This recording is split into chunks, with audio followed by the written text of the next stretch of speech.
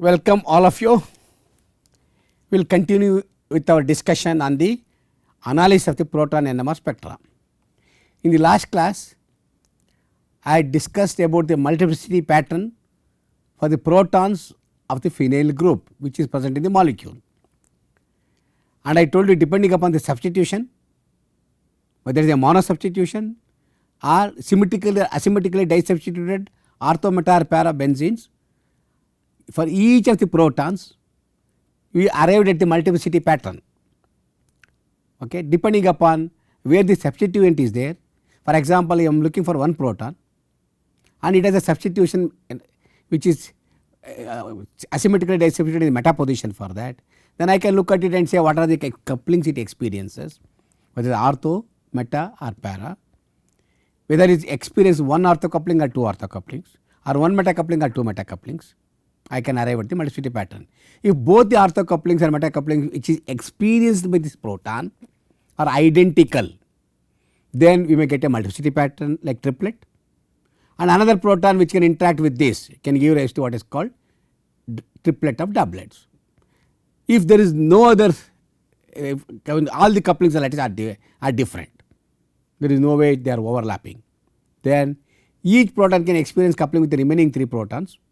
I am talking about disubstituted benzene groups, in which case you are going to get 8 length pattern, doublet of doublet of doublet. So, we arrived at that, and I took one or two examples of the molecule to how to analyze the multiplicity pattern. And also, depending upon the substituent present in the molecule in the benzene group,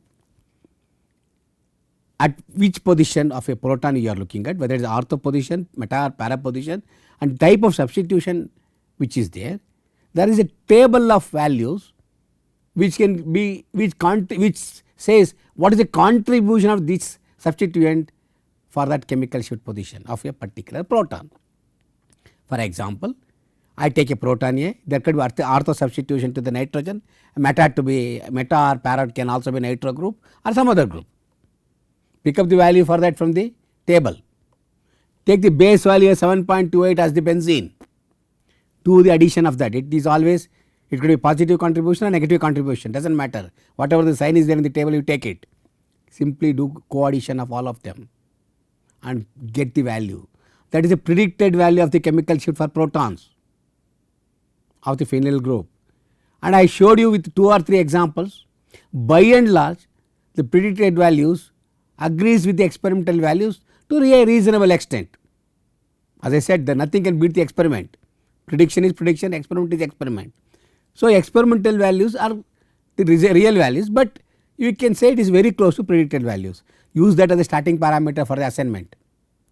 Based on that, after the assignment, go back and look at the multiplicity pattern. What is the multiplicity pattern we are going to see for each proton, like what I have already discussed, whether it agrees or not. And that is one easiest way to make the assignment of the protons of the phenyl group. Any type of phenyl group, depending upon whatever the substituent you have in whatever the position, we can make the assignment. Okay, with that we have fairly understood lot of analysis we have done. We go further. So far we are looking only at the proton spectrum, where we are looking at the proton-proton couplings. The J couplings what we saw are only proton-proton. Can there be a heteronuclear coupling in proton? Can a heteronuclear couple to proton? Why not? It should couple. Then what will happen to the spectrum? How it gets reflected? How do we extract the heteronuclear coupling? We look at it now. Take for example a molecule like BH4, an ion. I am looking at the proton. There is a boron attached to it. Remember, boron has 2 isotopes, boron spin 3 and spin 3/2. Boron 10 is spin 3, boron 11 is spin 3/2. And each of them has a different abundance, and ratio is 1:4, abundance ratio 1:4. And boron will split this in this proton. I am looking at proton, but it is coupled to boron. And what is the multiplicity pattern you get? Simply let us put 2Ni+1 rule. Even for this, even though there is chemical equivalence, I am talking about only one boron. Put n is equal to 1, 2. Let us say spin for this. I take an example of boron 10, spin is 3 plus 1. So, it should give 7 lines. For boron 10 should give 7 lines. Put for boron 11, then what will happen? 2 into 3 by 2 into 1 plus 1. So, it should give 4 lines. So, boron 11 should give 4 lines and boron 10 should give you 7 lines. But intensity ratio is 20:80. See, boron 10 intensity is small, it should give 7 lines of intensity, at least 1/4 of the bigger line. So, both the isotopes, both boron 10 and boron 11 individually they are coupled to proton. So, that means you have, if you take 100 molecules of BH4, 20 molecules are with spin B10, 10BH4 and 80 molecules are 11BH4. There are both the molecules present, both isotopomers are present. You understand? Both the isotopomers are present. As a consequence, you get the spectrum of, in this proton spectrum, coupling of both boron 10 and boron 11 will be present. It is the overlap spectra of both molecules. So, one spectrum for boron 11 spin 3 by 2, 4 peaks are there of equal intensity. That is what we calculated. That is from boron 11 H4 molecule. And there is another 20% of the molecule will have boron 10 with spin 3, that gives us to 8 lines. And intensity ratio you see 1:4. And this separation gives me 11 boron proton coupling, this separation gives me 10 boron and proton coupling. You understand? When there are two different isotopomers, because of two different isotopes, then both of them can couple to the proton and the spectrum is the overlap of both the isotopomers. This is a classical example of BH4. I am looking at the proton NMR where B10 and B11 both are coupled. In the sense they are not in the same molecule. Please always remember there are two different types of molecules. Boron 10 H4 is one molecule, boron 11 H4 is another molecule. Their abundance ratio is different because of their abundance is 20:80 and coupling is different because spins are 3 and 3 by 2. As a consequence, the pattern is different. And measuring this separation gives you 11B H coupling, this separation gives me 10B H coupling. Okay, that is what it is. We got everything. So, we can easily understand all those things, coupling with this thing. Okay. We will go to the next molecule.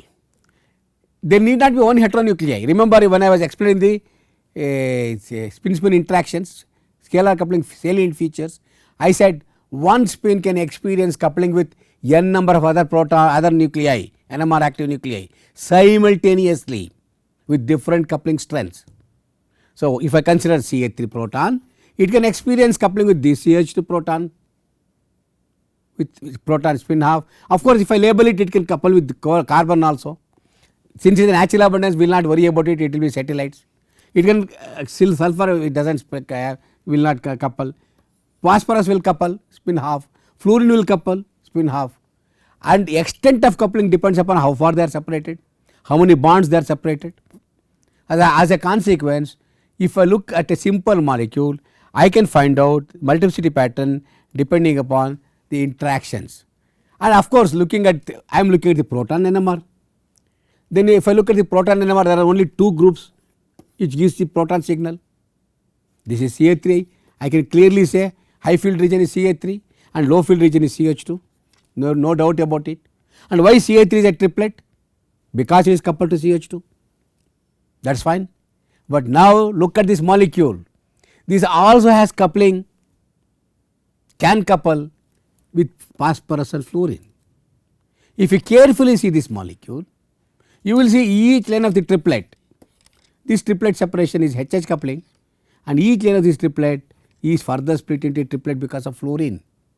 See this separation, if you take this triplet here, this separation if you measure, it will give me JHF coupling. HF is for CH3 proton and this separation gives me HH coupling. Then you may ask me what will happen to phosphorus.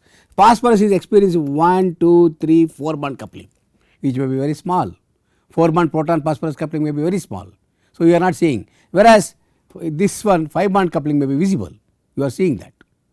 So, as a consequence, in this case of this molecule, what you are looking at is a CH3 proton. This CH3 proton is a triplet of a triplet and the first triplet is coming because of CH3 coupled to CH2 and each line of the triplet is split into another triplet because of F2, and phosphorus is not coupled to this. That is it. I can measure the separation. I know HH coupling between this and this is 7 hertz.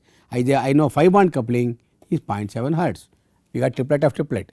Phosphorus is not coupled to that here. What about this one? Obviously, you can say this is a CH2 group, and CH2 group, this CH2 group will couple to this one. What is the pattern we expect? We expect that pattern to be a quartet. Further, what will happen? This CH2 is not far away for phosphorus and fluorine. It couples to both of them. Then depending upon the strength of the coupling, let us say this coupling is larger, then each line of the quartet is going to be a triplet because of fluorine, and then it is going to be quartet of triplets. Further, what will happen? It is also split into each line of that into a doublet because of phosphorus. Depending upon which is larger, which strength is larger, whether it is triplet or quartet of triplet of doublet or quartet of doublet of triplet or triplet of doublet of quartet, we do not know. That depends upon the strength of the coupling, that you can measure it. We will start like this for this molecule. Let us say that is the chemical shift, it is always at the center of the multiplicity. I told you that is CH2 proton, that initially splits into a doublet because of phosphorus coupling, because that means that coupling is larger. That is how I have worked out the multiplicity pattern here. Then it also has a coupling to this. This is second largest coupling. First largest coupling I took to be HP, that is very large, and each line of the doublet is becoming a quartet because of coupling with Ca3 protons. This is one quartet, another quartet. I have deliberately put two different colors. Now what will happen? It is also coupled to fluorine. Here fluorine is far away, so in this case phosphorus was far away, is not coupled, but here phosphorus is also coupled, fluorine is also coupled, and fluorine is equivalent to fluorines. So it will make each line of this into doublet of quartet, quartets of doublet was there, or this coupling if you take larger, it is doublet of quartets, and each line of these two quartets will be a triplet because of two fluorines, equivalent fluorine, you get like this. It is doublet of quartets of a triplet. This is the pattern you are going to get, simple molecule. Okay, I am looking at the proton NMR, but still I am able to get the couplings. I am able to measure coupling of heteronuclear couplings in this. So heteronuclear couplings are reflected in the spectrum. Now I will ask you one question in this molecule. What about PF coupling? Why we are not seeing here and here? You must remember, I told you this is a passive coupling. You are looking at proton. Proton can give rise to coupling to phosphorus and fluorine, whereas phosphorus and fluorine are passive spins. Passive spin coupling is not reflected at the site of the active spin. Now both the protons we are looking are active spins, and Pa and F are passive spins, their couplings are not seen here. You understand this? That is there. PF coupling is there, but not seen here. Okay. Go to the next molecule. This is a simple molecule where one fluorine is present and there are three protons. I can start making the assignment very easily. There are three groups of protons here.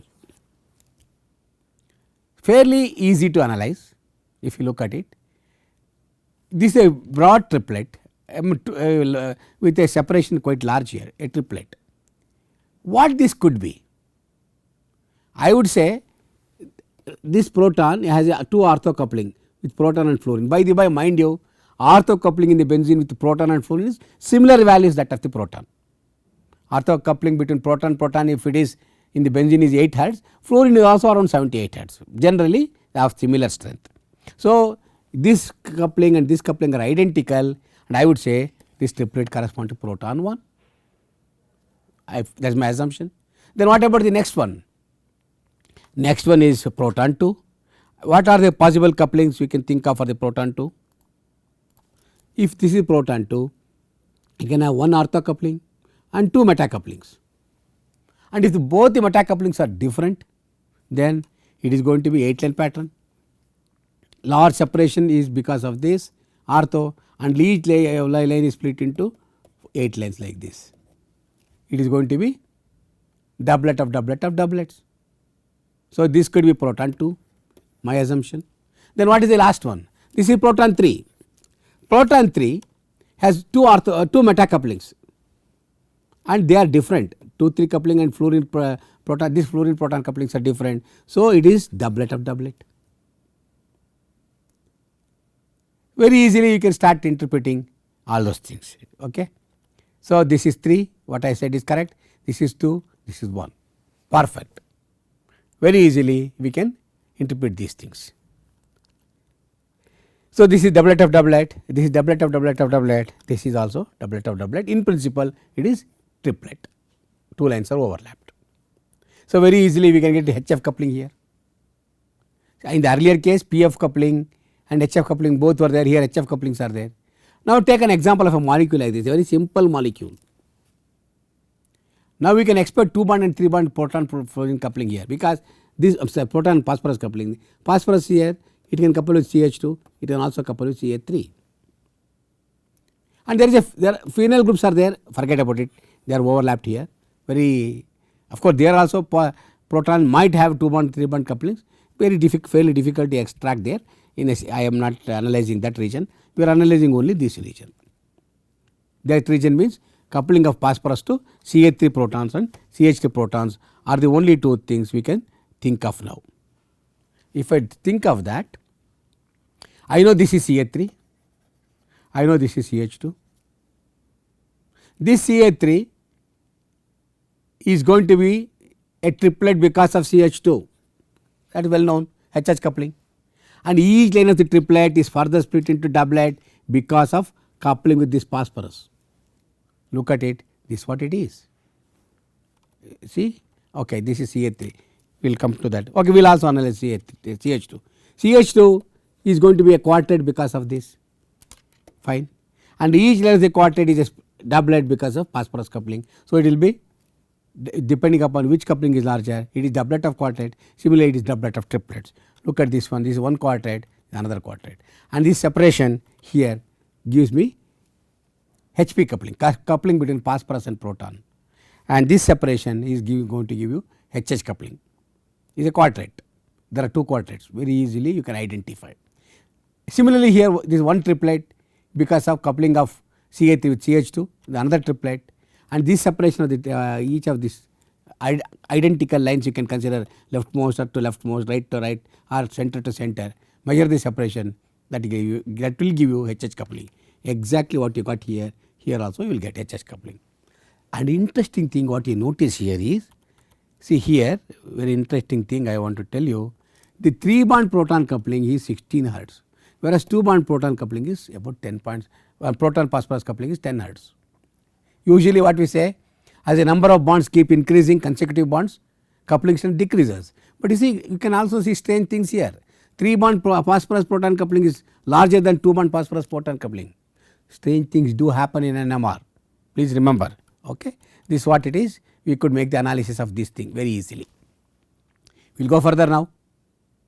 Another molecule I am going to take, this is a very interesting molecule. I am not worried about the phenyl group, I am concentrating only on these 3 protons and coupled to phosphorus. I am looking only at the proton NMR, and these 3 regions are there correspond to 3 protons, 1, 2 and 3. And you can easily understand, if I consider this phosphorus, this proton, it can have a geminal coupling with phosphorus, trans with this and cis with this. Similarly, consider this one, this can have a geminal with this, trans with this and cis with this. Consider this proton, this can have geminal with this, cis with this and trans with this.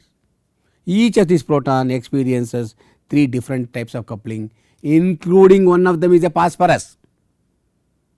So, very easily you can interpret depending upon the strength of our trans coupling. Of course, we know trans coupling is larger than cis, then geminal. Same this thing follows here also. I would say this is proton 3. For the reason, I would say trans coupling of proton is larger than cis coupling of phosphorus and proton, which is about 14 hertz, and then geminal coupling of proton is very small. This is geminal coupling is usually 1 to 2 hertz I told you, or maybe 3 hertz. So, very easily you can see this is going to be a broad first doublet, and each line of this doublet is further split into lengths, and then they will further split because of geminal coupling. It is 8 line pattern DDD, correct. What is the next one? Next one I would say this is proton 2. Why did I say that? Remember, the trans coupling is larger and the trans coupling with phosphorus proton is huge, of the order of 32 hertz, quite large. So, there is a large separation here into a doublet, and each line of the doublet is split because of the cis coupling into 2 doublets, and further each is split into a doublet because of geminal coupling. This is a 8 line pattern. Go to the next one. Obviously, this is proton 1. Proton 1 has one trans coupling, cis coupling, and also geminal with proton. See, geminal with proton is geminal with phosphorus is 12 hertz, trans is 18, this is 11.4. We know that. You start writing down, this is the pattern you are going to get. Large coupling with trans with proton, then geminal with phosphorus, and then cis with proton. So, it is going to be 8 line pattern. There are 8 lanes there, if you carefully see, some are overlapped here. So, this is the DDD pattern. So, very easily you can understand. We will go further and we see the coupling with fluorine. This is a simple molecule called 3-fluoropropanol. We should get proton fluorine couplings here. Why I am taking proton, phosphorus, etc.? There are abundant spins. If there are less abundant spins, you do not get like this, you get like satellites. I will come to that later. In this molecule, if you expand this, it is going to be doublet of triplet of triplet. If you expand this, it is a triplet. This is again doublet of triplet. Why it is like that? I can say this is triplet. Where is the triplet coming from? This one. This proton is a triplet. Why it is a triplet? Because it is coupled to CH2. And what about this one? This is going to be triplet because of this, triplet of a triplet because of this, and it also has a coupling with fluorine. This one is a triplet because of this and also doublet because of this. Very easily we will start explaining the multiplicity pattern based on the coupling strengths. Look at this, this is, I will say this is proton 3. Proton 3 is a triplet because of this large coupling, and then there is a one bond coupling with fluorine, FH coupling, that is quite large, that is doublet 45 hertz, and then it is going to be a first day doublet. Each line of the doublet is split into a triplet like this. That is why I would fairly say this is proton 3. Then I would say proton 2. Proton 2 again is a pentet, you know, like I told you already, when we have two proton CH2 groups coupled to one CH2 group or one CH, we get a quintet like pattern like this, 5 line pattern 1 4 6 4 1, and that is split into a doublet because of coupling fluorine, which is about 24 hertz. That is why it appears as doublet of, actually it is a quintet, it appears like triplet of triplet because two triplets are there overlapped. This is experiencing triplet because of this and triplet because of this.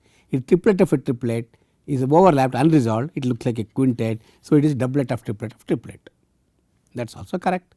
Then obviously leftover is proton 1. What is it proton 1?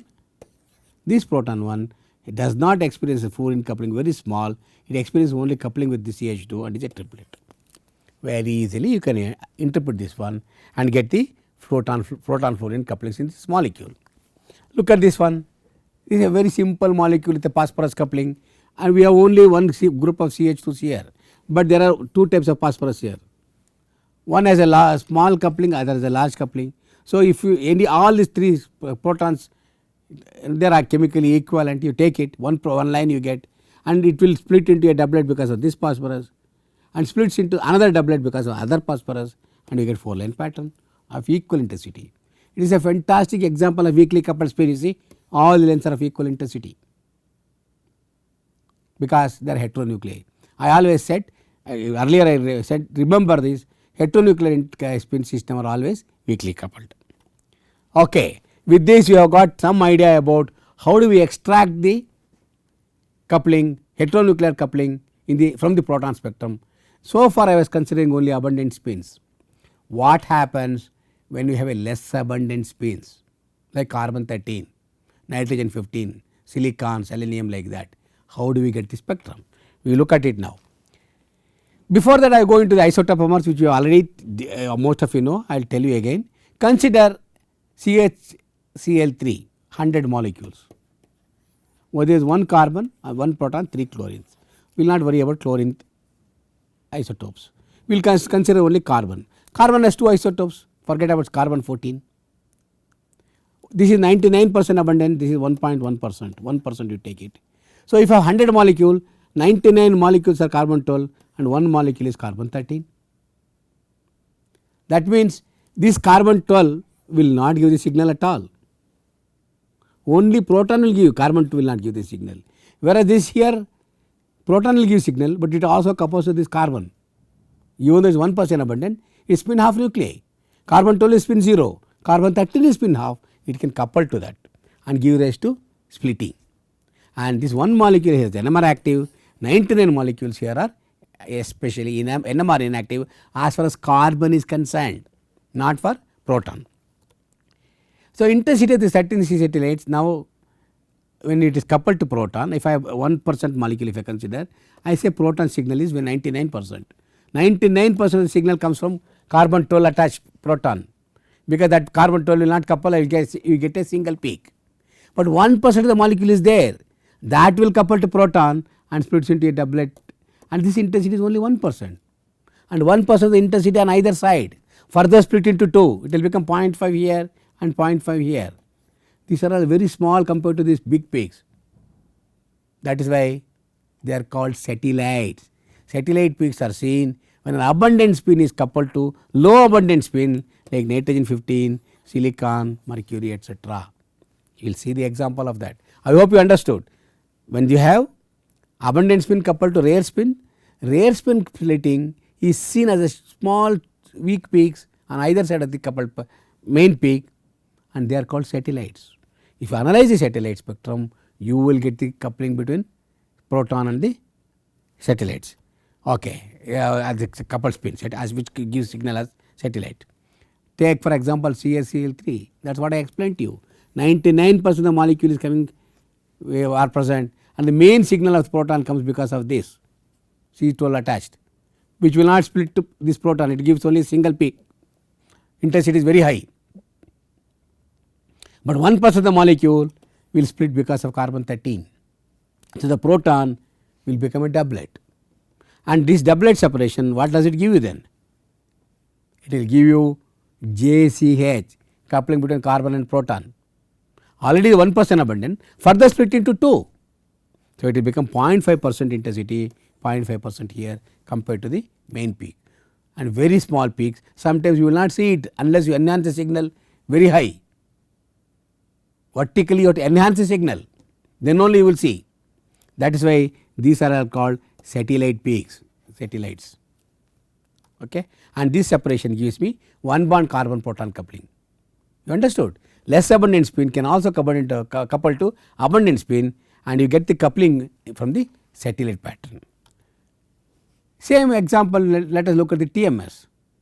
TMS, if I look at the proton spectrum, major signal comes because of this proton, and there is also silicon. Silicon has an abundance of about 4.7%, and that gives rise to, of course, coupling here, and that is because of coupled to carbon 1%, and is also having silicon 4% and coupled here. You can see 2 peaks here. These 2 peaks are because of silicon proton coupling. See, this is because of carbon proton coupling, this is because of silicon proton coupling. There are 2 less abundant spins here, silicon and carbon.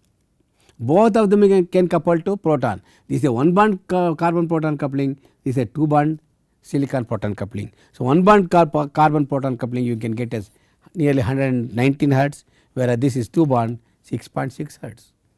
You got everything. Very easily you can measure coupling between less abundant spin and abundant spin from the satellite spectrum. Okay. We will look for another molecule SiHCl3. It is a simple molecule. Look at the proton NMR is huge, and it is coupled to silicon, there is no carbon here. Then this separation gives me 1 bond silicon proton coupling is huge, is of the order of 366 hertz. You can see 1 bond silicon proton coupling we could get from the satellite spectrum of this molecule. Let us look at this molecule. It is a fairly simple molecule, but the spectrum is very interesting. If you look at the 100 megahertz spectrum of this molecule, there are 3 groups of protons. This is iodine, this is selenium. Selenium is also less abundant. Even it couples to these 3 protons, this also gives rise to satellites. First you have to make the assignment for the proton peaks. First I make the assignment for the proton peak like this 1, 2 and 3 by using the splitting idea of my splitting pattern, which I already discussed several times. I will say this is the proton 1 which has a large ortho coupling, then meta coupling. So, it is like this. Then 2 is both of them are nearly equal coupling, you get like this, and 3 is very small, both very weak couplings. As a consequence, I would based on the splitting separation of the multiplicity pattern of the coupled peaks, coupled spins peaks separation, I would say this is proton 3, this is proton 2 and proton 1. That is fine, that assignment is good. But carefully if you see, something interesting is you are going to see what are these lines coming, they are exactly matching with this, these lines matching with this separation, they are the satellites. This silicon can couple to this proton, 2 bond coupling is there, and this is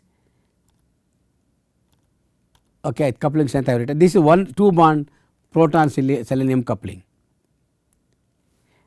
this is another side. So, this 3 proton can couple to selenium, and each of these lines is split into 2 peaks on either side you get, they are satellites, and measuring of the center of this to center of this peak will give you proton selenium coupling, you understand. So, here from that is what I said, this gives you proton selenium coupling and this also gives, because satellites you already saw in the previous example comes on either side. Similarly, if you go to this proton, this also has 46 hertz coupling, this proton 2 from center you have some peaks here which are overlapped, and from this one you see 4 peaks here, separation exactly like this. So, satellites are there for this group also, one is here, other is overlapped. For this one satellite is here, other are here, you see hidden. Go to this proton 1, this also has a long range coupling 1, 2 and 3, 3 bond selenium proton coupling, and you can see that is separated and it is about 8 hertz. This is one coupling, see one satellite for this one, and for this also you have 2 peaks on either side. Exactly similar pattern of the main peak you see on the other side as chota peaks like this, small peaks, they are called satellites. So, from this satellite I can get the selenium proton couplings also in this molecule, very easily we can understand this. So, I gave an example today about how we can analyze the proton spectrum in this class about heteronuclear coupling. So far we were analyzing homonuclear spectrum. Now I showed you how we can get heteronuclear coupling. Proton can couple to abundant species like phosphorus, fluorine, and I showed many examples how we can extract phosphorus float coupling, fluorine coupling. Simultaneously proton and fluorine both can be present. You can have simultaneous coupling of both heteronuclei, both can be extracted. We took the example of a molecule where proton is experiencing coupling with phosphorus and also with fluorine. Other examples, proton is experiencing coupling only with phosphorus and only with fluorine, all examples we saw. There are abundant spins. There are examples it can couple to, proton can couple to less abundant spins like carbon, nitrogen, tin etc., selenium, silicon, we saw some examples. They are all abundant spins, they give rise to satellites because the major abundance portion is different and they will not have spin and they will not generally couple to this. And then only the other one like for example carbon 13, carbon 12 spin is 0, that will not couple, whereas carbon 13 will couple give rise to satellites on either side, small peaks. Like this we can get the satellite spectrum, measure the separation which will be an equidistance from the center, you get this coupling between the protons and the dilute spin. Like this we can analyze the spectrum and get the heteronuclear coupling between abundant spin and the rare spin or the dilute spin. So, I will stop here, we will continue further in the next class. Thank you.